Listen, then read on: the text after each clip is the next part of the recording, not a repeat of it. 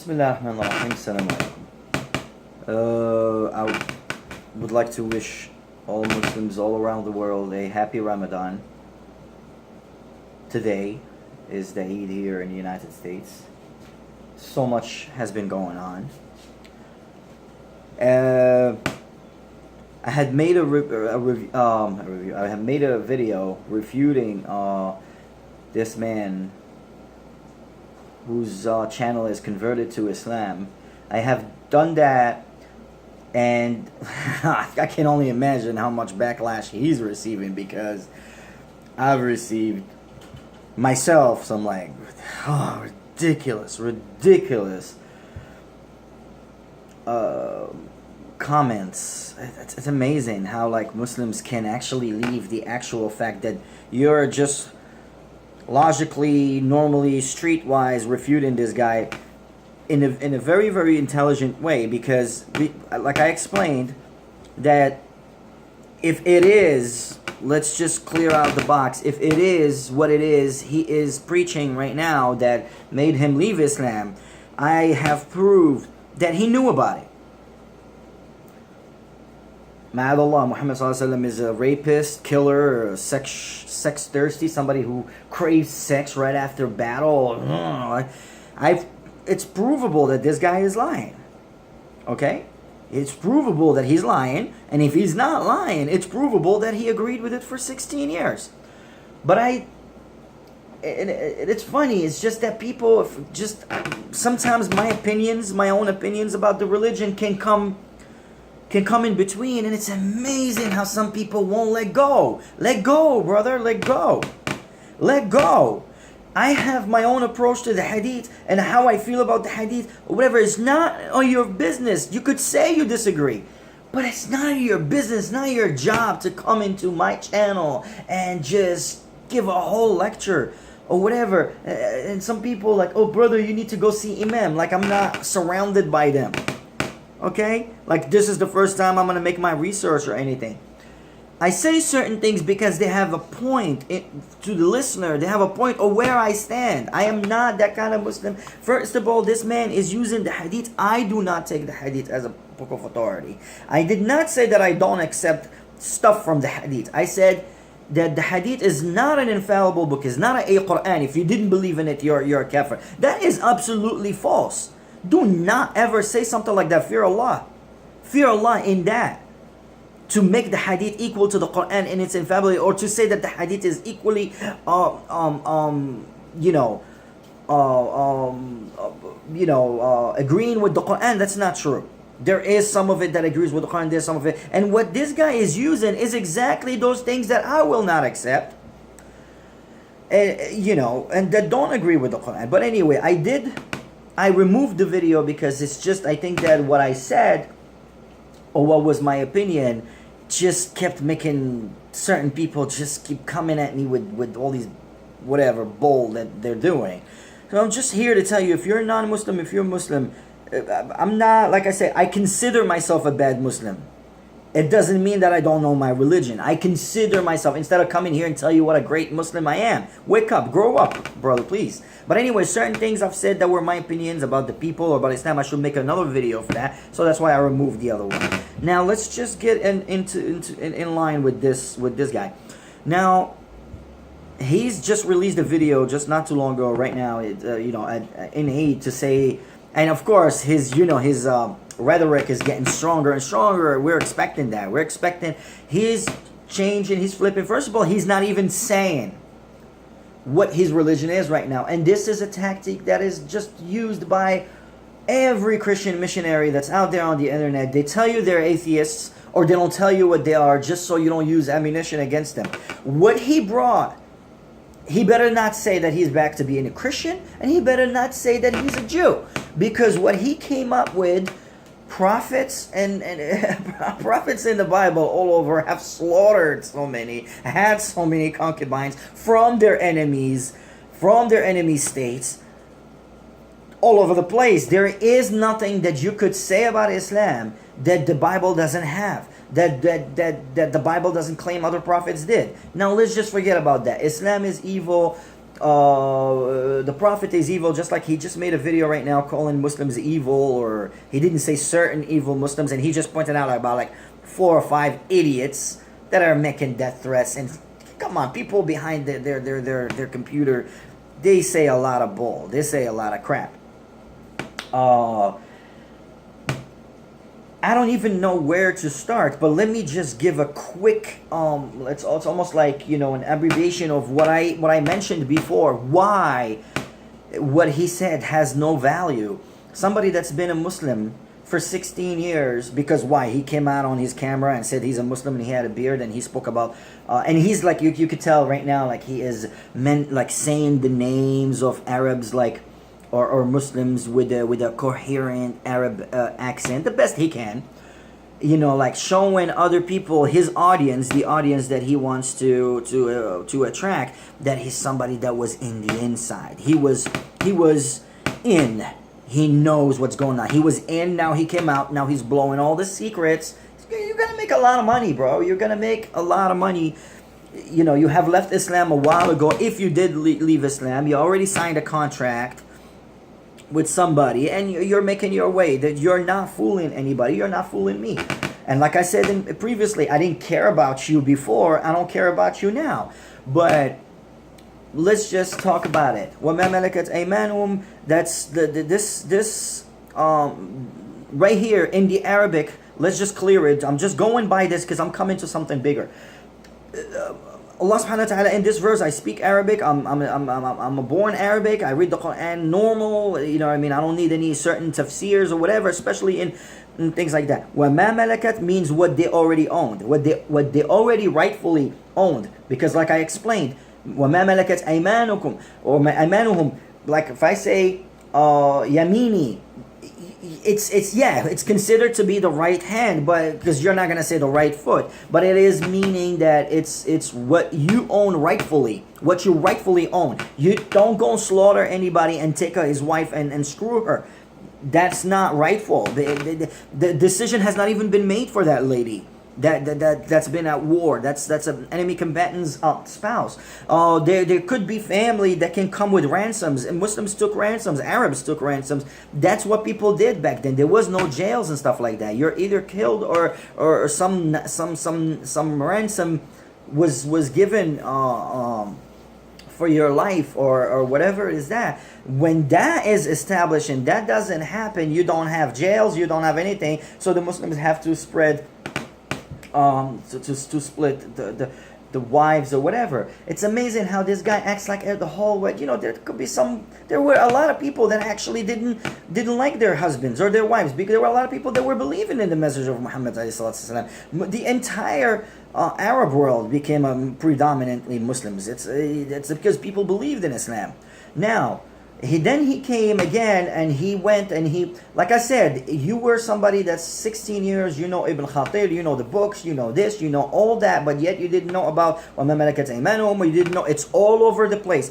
Answering Christianity is a website that has been active since probably before he was a Muslim, and those subjects are clear over there. Just Google it. Just put Safiya, this, that, and Answering Christianity is one of the websites that will be the first to come up. Detailed explanations.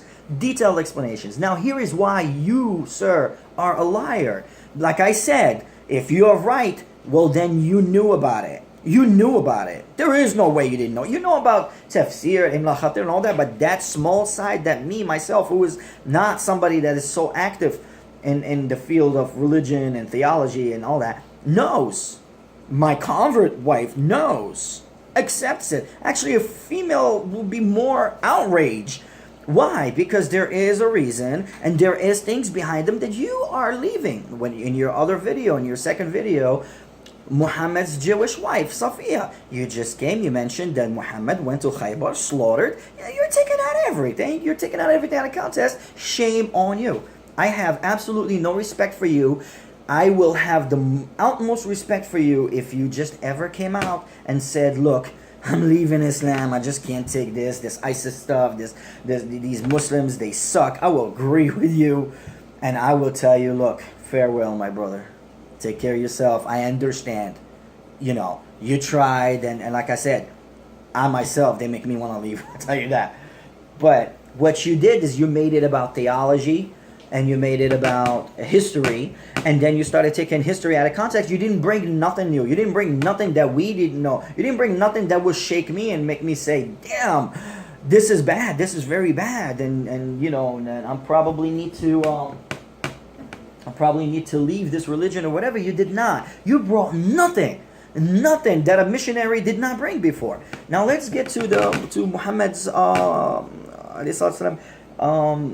wife, Jewish wife. You left who she was. You left who she was after he died. What kind of woman she was. What kind of mother of the believers she was. Does that look like somebody that got raped and that did not reconcile with what's going on? Did Muhammad go and kill innocent people and rape their wives? Who was Huyay ibn Akhtab? Who was he? Who was he? Why did the Prophet ﷺ kill him? Did the Prophet ﷺ kill all Khaybar, or he just broke their defense? Who died? Their defense. Did the Prophet ﷺ not make a treaty right there and then with them when he was in a position of power? And he still remade, he still rewrote the treaty with them. They already broke a treaty, and you break a treaty. If you become a traitor in the United States, your penalty is death. Okay, but yet Muhammad did not do that in Khaybar. So who was Huyay ibn Akhtab? Who was he? Who was his brother? What did he do? What did he do to the Muslims and to the Jews? What did he do? Huyay ibn Akhtab was the cause that an entire Jewish tribe got killed. Because he was the one that betrayed the treaty. And he was the one that convinced them to betray the treaty and to stand up against Muhammad and to let Quraysh come from the back. This was a war between Quraysh and the Muslims in Medina. Medina was surrounded by tribes. Some tribes were against the Muslims. Some tribes were for with the Muslims. They signed treaties with people so Quraysh does not reach them. Banu Qurayda, they were in the back of the Muslims. So they had the front covered, but they were in the back. The Quraysh, the Muslims know that if you let Quraysh in, then you're an enemy already. We should terminate you now. Okay? So they made a treaty with Banu Qurayda that they're not gonna let Quraysh pass. Okay? Banu Qurayda made a treaty. This is, you don't break a treaty. Okay? Banu Qurayda, they let Quraysh pass, and a huge amount of Muslims were mercilessly slaughtered. Women, children, and men. Quraysh were after all of them. They wanted to kill all of them. Okay? A lot of people died because Huyay ibn Akhtab is somebody, this is all in the hadith that you take as your source. You take the hadith as your source. You're leaving Islam especially for the hadith, not for وَمَا مَلَكَتْ أَيْمَانُهُمْ, because that does not talk about take an enemy combatant, slaughter him, screw his wife. That doesn't talk about that. Okay? So therefore you are a liar. And everything is in the hadith. Everything, the story, your people that are listening to you, they can go and find these stories. Who is Huyay ibn Akhtab? Okay, Huyay ibn Akhtab has tried to kill the Prophet ﷺ multiple times. There were witnesses about that. There were all that, and the Prophet still hasn't done anything against him. He was one of the people that tried to throw a stone at the Prophet ﷺ when he was sitting, speaking to the people of Medina, or to the Jews of Medina, or whatever it is. You did not speak about what's his name, Abdullah ibn Ubay, if I'm not mistaken. You did not talk about what's his name? Ka'b al-Ahbar? Yeah, exactly. Ka'b al-Ahbar, who actually somebody from the Jews that was showing the Prophet ﷺ. Where does the Torah speak about the Prophet ﷺ and that he's supposed to be that? There is even in the hadith where Safiya herself is narrating in the hadith that she's saying that she knew that her father hated the Prophet ﷺ because she mentioned the story where she would be hugged and joked with when her father is leaving the house with his brother, her uncle. They will play with her and hug her and all that. And they left one day and they left to the Prophet ﷺ to see him in Medina. This was in the early time when the Prophet just arrived to the Prophet to Medina. Her father was the leader of her tribe. This is the main reason the Prophet ﷺ married her. Yes, she was beautiful, but you're making it about that. It's not just about that. Because if she was beautiful, the Prophet ﷺ, if somebody else wanted her or wanted to marry her, the Prophet ﷺ would not have gotten in between, because you could see the marriage between him and Zainab. You know, she was married to somebody else. Let's not even go into that story. And he wanted her and he wanted to marry her, but he never said anything. He let that happen. And you know the story. I'm not going to go deep into it. So the case was not that she was so beautiful that the Prophet ﷺ, had to have her, is because the fact that her father is not only the leader of his people, and they listened to him, and he's the one that led them into total betrayal and death, and actually was going to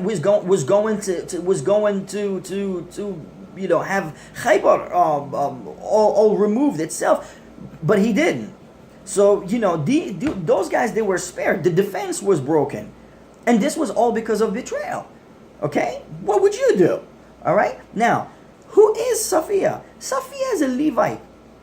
Okay, radiallahu anha, she's a Levite. She's from the lineage of Aaron, from the sources that you're mentioning. She is the lineage of Aaron, the priest of the priests of the Jews. We all know that the Jews loved Aaron even more than Moses. We all know that he is the priest of the Jews. We all know that the Cohens are the priests. If she was alive today, she would have been called Cohen, which means priest, right? So she was from that lineage. This is somebody, how can Allah let a woman from that such lineage to be dealt with the way you described it by this false prophet, the way you described it? How is that going to happen? No, she was honored because of that, and she took that honor and she became Mu'mineen. Okay, she was mad at the Prophet ﷺ that her family died, but they were traitors. You are leaving that out, which makes you a liar. You are not an honest person, sir. I don't want you dead. Why would I want you dead?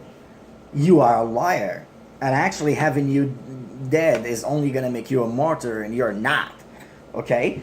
So, you're lying.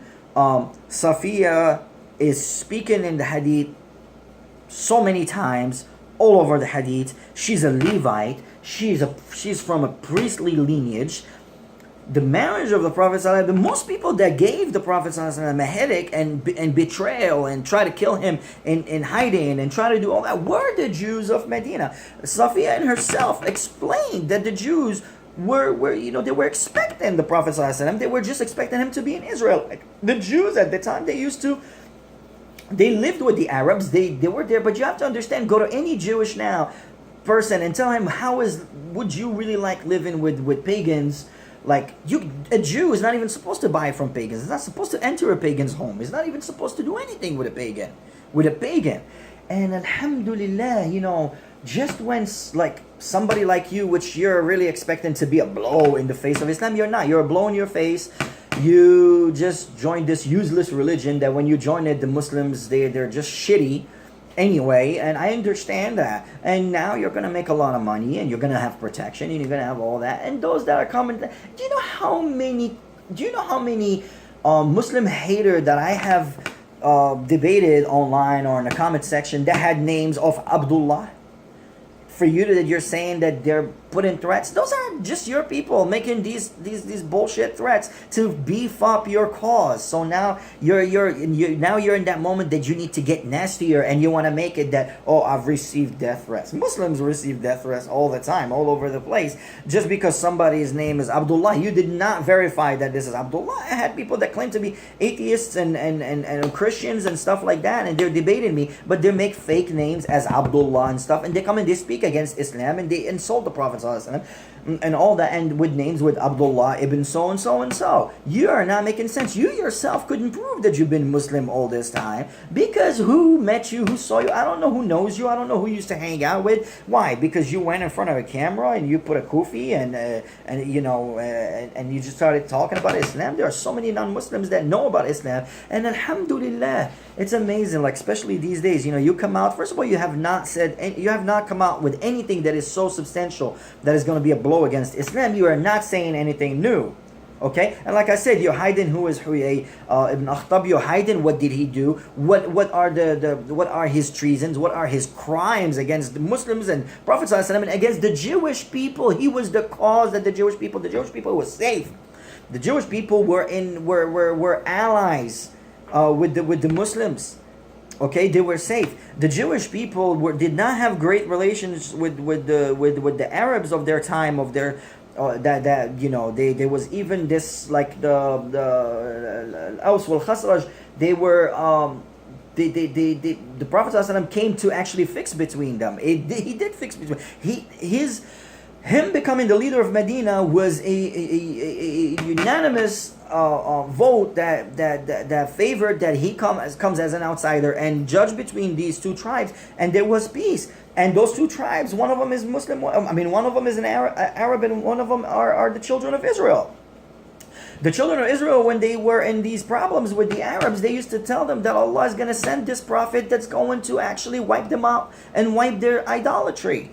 And he's going to be one of them. That is the shock, is the fact that he wasn't. Safiya herself, she explained that that her father, the day that he heard about the prophet, that he claimed that he's to be the prophet, and he came to Medina, this is already a prophecy, and you know that the Jews were waiting for over there. He was very upset. And his brother, when they came back, they were miserable, she said. They didn't even care about her or look at her or anything. And he was miserable, and she said that she heard her uncle telling him, is it him? Did you recognize him? What does that mean? Meaning, is it that prophet? Is he that prophet? Did you recognize him? And he said, yes. I recognize him too well. Okay? And he said, what do you feel about him? Meaning, what does that mean? That means, what do you feel? Are you going to jump in? And he said, I feel enmity. For my entire life, I will have enmity for him. And this is what happened. This was a criminal. This was somebody that tried to kill the Prophet numerous times. This guy it would have been only just to kill him 4 times, because he tried to kill the Prophet at least 4 times. He caused the Muslims to die. He caused the Jews to die. In this, they did not win. That was a death sentence he put on his people. Okay? The Muslims were stronger than Banu Qurayza. Banu Qurayza were on the mercy of the Muslims, and the Muslims kept their promise. They didn't. They got what they deserved. Now, about Safiya, you don't look just like those other people that come and say, Aisha, he took her, she was a little child, he was a child molester, is that. How is it that you're going to glorify your molester after he died? How is it that how Aisha radiallahu anha, that's all over the hadith and the seerah. She's all over. She was a scholar. Radiallahu anha. How are you going to molest somebody and they become scholar to what you preach, to what you brought? The new thing that you brought, it just psychologically does not make sense. The same with Safiya. And Safiya has stuck up for the Muslims and been there and been speaking up to affairs, and the Prophet ﷺ was so much in favor of her that he used to speak. There's even a hadith that in his deathbed she was crying, and Aisha and the other wives radiallahu anhum, they had this jealousy with her, and they always considered her to be the Israelites. So there was always this Ishmaelite thing, Israelite thing, this little jealousy or whatever, that you're that people, you'll never. She was radiallahu anha, she suffered with those women because they were constantly accusing her of being the other, and you're not really real. And she proved that she was real. At the deathbed of the Prophet ﷺ, she was crying, and they started winking at her like, and I understand that because I'm an Arab, like, when women wink, like, oh yeah, really, yeah, sure, and stuff. And he went against them, and he said, by God, she is truthful. How is that she understood? Of course, nobody wants their father, their mother, their father, their brother to die, their husband and the family and everything is gone. Nobody wants that, but she understood why they died. Now, about being dragged to watch the bodies of her family dead. That is very in the hadith. I saw it, I read it. Like I said, there are a lot of websites with references. Just go to answeringchristianity.com. The guy has it lined up really nice, with references and everything. Bilal, who was himself a slave, and you know his story, and Bilal was against slavery before Islam even came. Bilal could not accept slavery. And Bilal was always saying that we are all equal in the eyes of Allah before Islam comes. Okay, when Islam comes, just confirmed that he is right. And Bilal, this is a state of war. Bilal, when he was asked to bring Safiya radiallahu anha, he brought her through that. And the Prophet ﷺ clearly said, don't you have any heart? You really brought her the way to pass by to see all the dead that is from her own? So all that, of course, it's traumatic for her. But did the Prophet ﷺ had to take an executive order in this case? Did he? Did you question that? Did you question that he had to take an executive order? An executive action towards this kha'in, this betrayer, this man who caused huge death just by himself, him alone, and just that has nothing to do with the attempts that he took on the Prophet ﷺ. The Prophet ﷺ is bringing the wahy, and he doesn't know who took attempts on his life. He knows those who took attempts on his life. It was part of his prophecy that actually they tried to kill him and they couldn't. Because in their Torah it says that you couldn't kill a prophet. You couldn't kill him that way. You couldn't, you know what I mean? You couldn't betray him or by poison and all that. Okay? Now, the point here is you're leaving all this out. Why? Why you didn't mention this? To just prove why you're not a Muslim? Akhi, good luck to you. You're not a Muslim, good luck to you. You're not a Muslim anymore. I didn't give a shit about you before you were, before you left Islam. I didn't care about you. You made yourself available. SubhanAllah, I don't know how that's possible. That your face, I have never searched for you or cared for you to know, but somehow you just managed to be all the time. Anytime I open YouTube, your face is there. Anytime you type religion, Islam, you're there. Your face is there. What kind of connection you have, I don't know. I don't have that power. I'm a regular guy. I put a video up. Nobody's watching.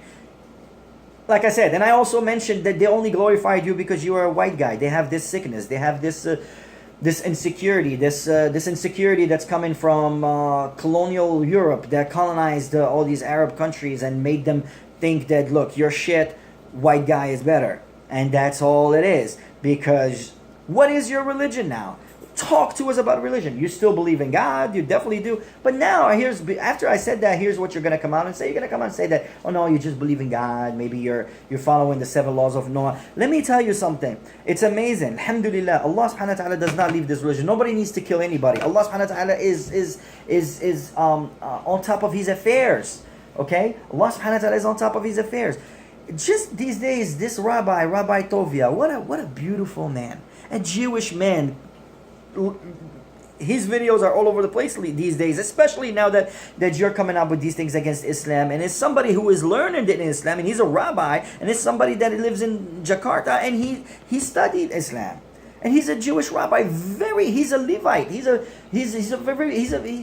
from priestly lineage himself. He's very respected by Jews and non-Jews, and he's very, very respected by Jews. And this is the most important part. And he's speaking about Islam in the most highest form. In the most highest form. He's not believing Islam. He is not a Muslim. And I love how this man, it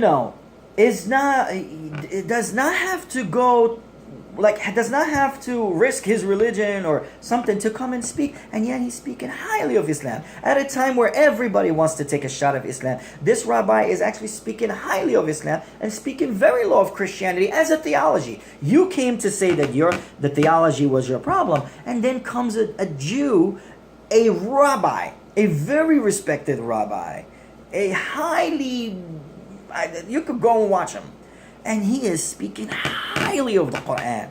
And you're coming out to do exactly what every Christian missionary is doing. And you could go and watch Rabbi Tovia that is telling you guys are pagans. It's I don't believe that all Christians are pagans, and actually most Christians that are regular Christians don't really believe too much in their theology. But the theology itself is a pagan theology. Rabbi Tovia is coming out to tell you that, look, to Jews, and this has nothing, Christianity has nothing to do with being from the West or whatever, even though Christian people are very beautiful people, they're very charitable. We're talking theology here. The theology in itself is a paganistic theology, and it is refused, and it is rejected by the Jews, and rejected by this rabbi that's telling you that when he reads the Qur'an, he agrees with it 100%. When he tells you that he doesn't even need to recognize whether Muhammad is a prophet or not, the texts are holy. They're holy because they're on top, and he's amazing. This Rabbi Tovia, you guys have to check him out. He just brought out that how the Qur'an, I mean, how much proof do you need?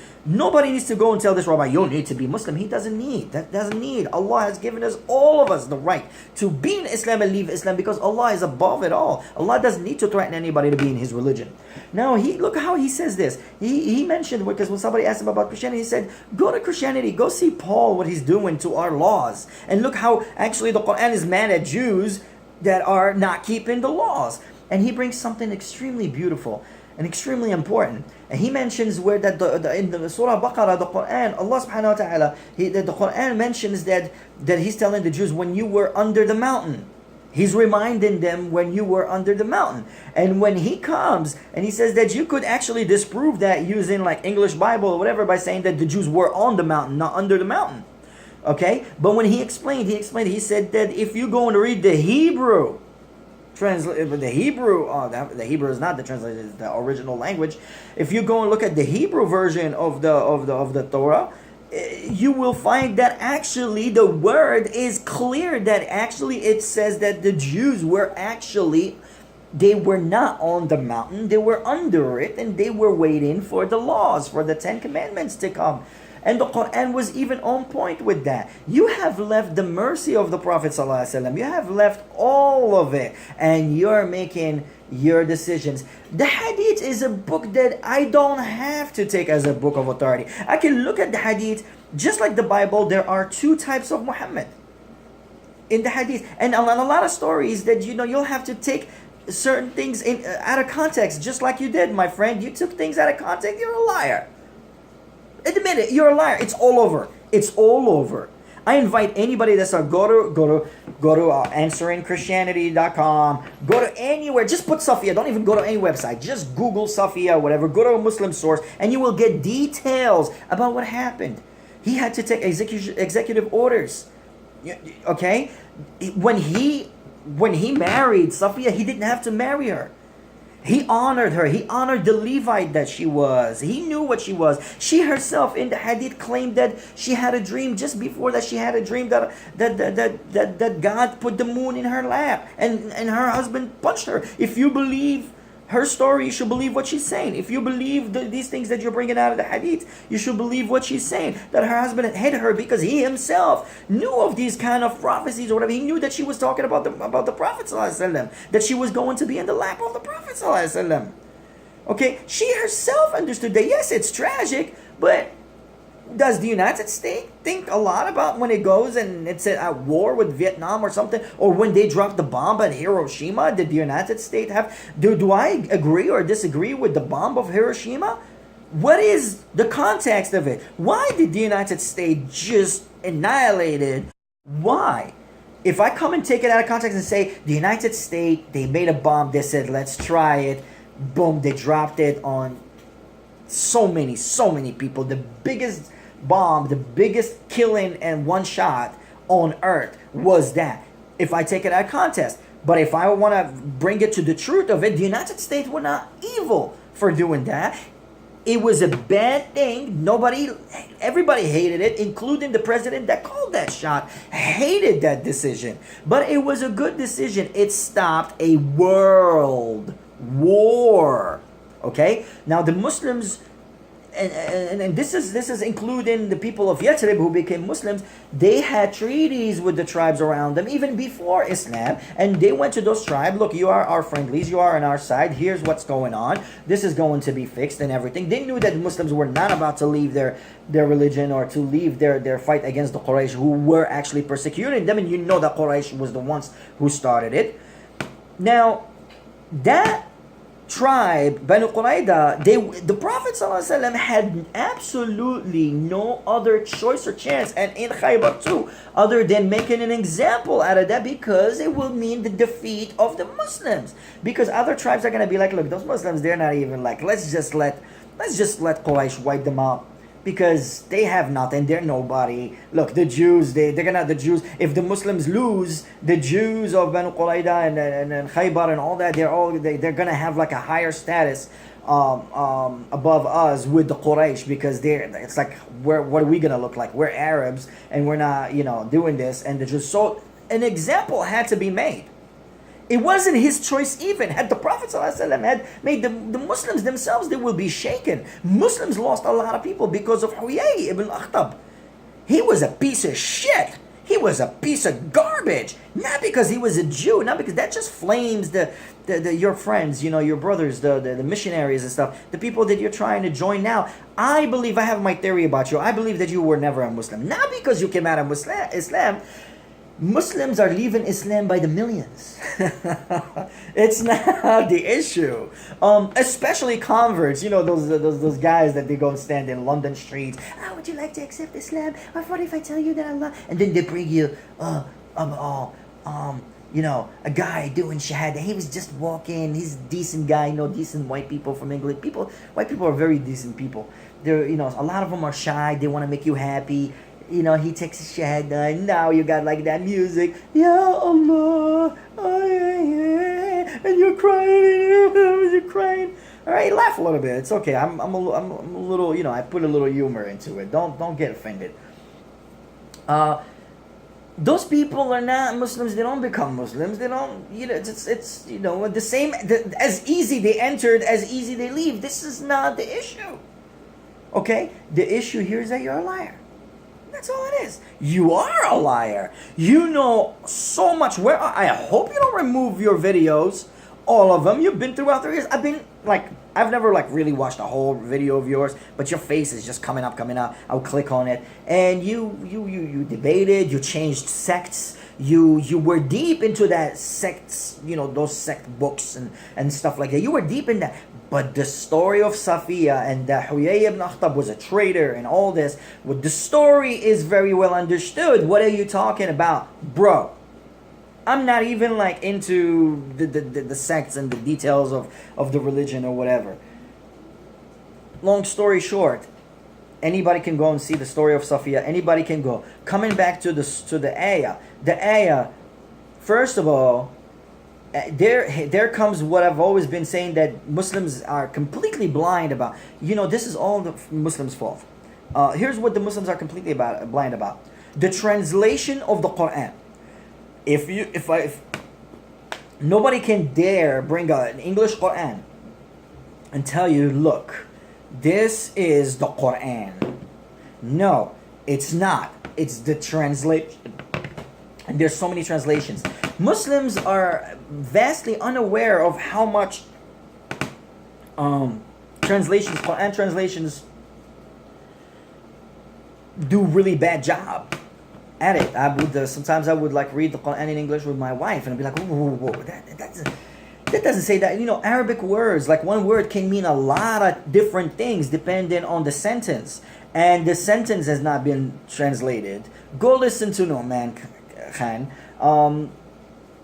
And when you come, there are some translations. When you come and it says that about that ayah, وَمَا مَلَكَتْ أَيْمَانُ, they translate it as whatever you collected or war booty or enemy combatant. That is not true. وَمَا مَلَكَتْ وَمَا and whatever. Ma is whatever. مَلَكَتْ أَيْمَانُكُمْ, what you rightfully owned. Actually, even the translation in the translation of the Quran, where it says your right hand, actually in Arabic does not say hand. The word hand doesn't even come out. Aymanukum.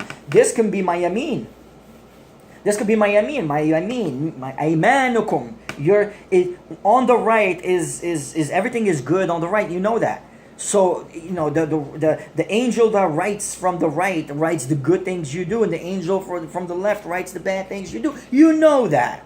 So وَمَا مَلَكَتْ أَيْمَانُكُمْ, how can Islam, that is actually preaching cleanliness, and preaching that, and forbidding you to marry your, to have sex with certain people, and forbids you to be promiscuous, sexually promiscuous, and forbids you to go out there. Look, with your people, my friends, when I go to gym, I haven't been to the gym for a little while, you could tell, but when I used to go to the gym, I will go, and I used to hate to go inside the locker room. As a matter of fact, I made sure that I started coming from home already dressed. I will do my workout, and I will leave, and I will go home like that, and I will just take a shower at home. Because your people, my friend, you got old men, young men, whatever, that just find it okay to come out with their penises out. This is something that the Islam, the Qur'an, the Prophet ﷺ has taught us cleanliness and decency. That even if you're a man, you're not supposed to be showing your aura to another man. Unless it's a must. I don't know what would be the must. Maybe a medical issue or whatever it is. But, like somebody said, come on, we all have the same thing. No, this is my shame and that's your shame. And I have no freaking intention to look at it. Okay? So... oh God. So understand that I'm coming right now with glasses and all that. I'm not afraid of anybody. Get over here. Okay? I got 3 German Shepherds here. The least of them is 80 pounds, and the biggest of them is 115, and that's just besides anything else. It's not the point why I do that, or I'm wearing my hat when I make this video. It's also, this is not one of the subjects that I give up talking about religion and all this. I don't like it. It just brings out a lot of, and I talk a lot of subjects. I'm a musician. I play guitar. I have a lot of things that I like to do. I raise German Shepherds. I have a lot of passion into this. I train.